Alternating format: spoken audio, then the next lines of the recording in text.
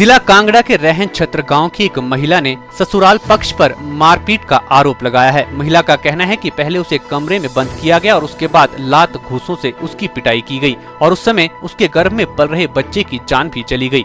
महिला का कहना है कि उसके बाद से वे अपने मायके में ही रह रही है। अभी हाल ही में एक महिला फर्जी डीएसपी बनकर उसे धमकियां भी दे रही थी, जिससे वह मानसिक रूप से बहुत परेशान है। महिला ने बताया कि इस बारे में एसपी कांगड़ा और रहन पुलिस चौकी में शिकायत भी दर्ज करवाई गई है, लेकिन अभी तक इस मामले को लेकर कोई भी कार्रवाई नहीं की गई। मेरी शादी 2018 में 5 मार्च को हुई थी। मैं वैदी गाँव में मेरी शादी हुई थी। ऐसे मेरे ससुराल वाले घर पे मेरे साथ अत्याचार करते थे, गाली गलौज निकालते थे, हर वक्त परेशान करते थे, डिमांड भी करते थे मेरे साथ और मतलब मारते भी नहीं देखो। मेरी सास भी मारती थी, मेरी ननद भी मारती थी मेरे को और घर वाला भी उनको साथ ही लग जाता था मारने। असल से मेरे को परेशान करते थे वो। तो फिर मतलब मैं अपने भाई की शादी पे आई थी 9 मार्च को और इसके बाद फिर लॉकडाउन लग गया, फिर मैं जा नहीं पाई। फिर उसके बाद मेरे को परेशान करते थे तो मैंने उनको बोला कि मैं नहीं आ सकती हूँ, लॉकडाउन लगा हुआ है।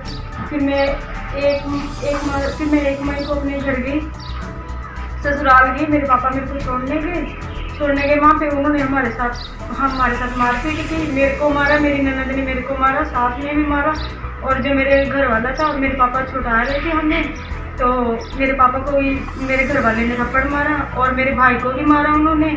और मेरी सास मेरे को घसीटती हुई लेकर कमरे में ले गई और मेरे को उन्होंने मारा। मेरे कान में जो बाली थी वो भी खींच ली, मेरे जो जेवर मैंने पहने थे वो भी खींच लिए उन्होंने।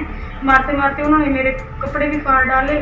फिर उन्होंने कपड़े मार के उन्होंने मेरे कपड़े भी बदलाए उन्होंने मेरे, और मेरे को अंदर कुंडी लगाकर फिर मेरे को मारने लगे। और फिर मेरे पापा गए पुलिस को लेने गए।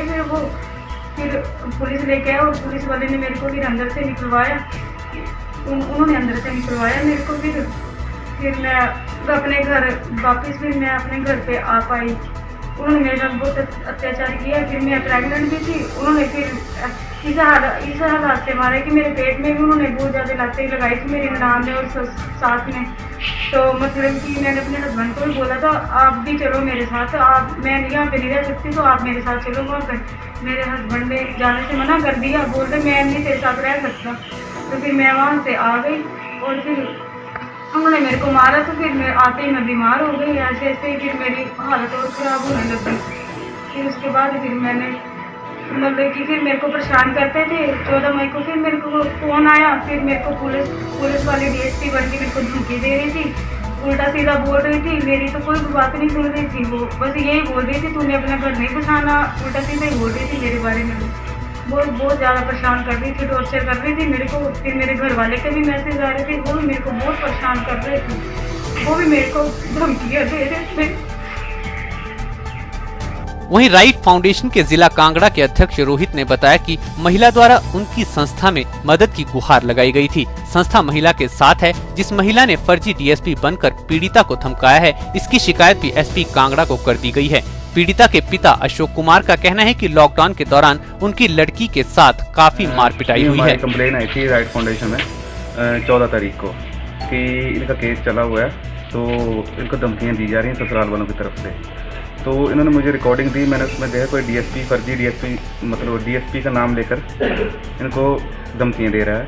फिर मैंने डीएसपी कांगड़ा को फ़ोन किया, सुनील अरोड़ा जी को। तो उन्होंने बोला कि मुझे मेरे व्हाट्सएप पर आप सारी मतलब रिकॉर्डिंग वगैरह भेजिए और एक कंप्लेन आप एसपी साहब को भेजिए। तो हमने कल एसपी साहब को कंप्लेन कर दी थी। तो उसके बाद डीएसपी साहब और एसपी साहब ने ये आश्वासन दिया है कि हम इस पर जल्द से जल्द कार्रवाई करेंगे और लड़की को न्याय दिलाएंगे।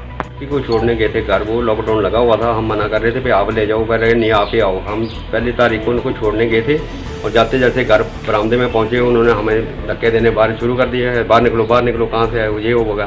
फिर हमें मारा, फिर हमारी लड़की को मारने लगे। मैंने पूछा बात क्या है, क्यों मार रहे हो मेरी लड़की को?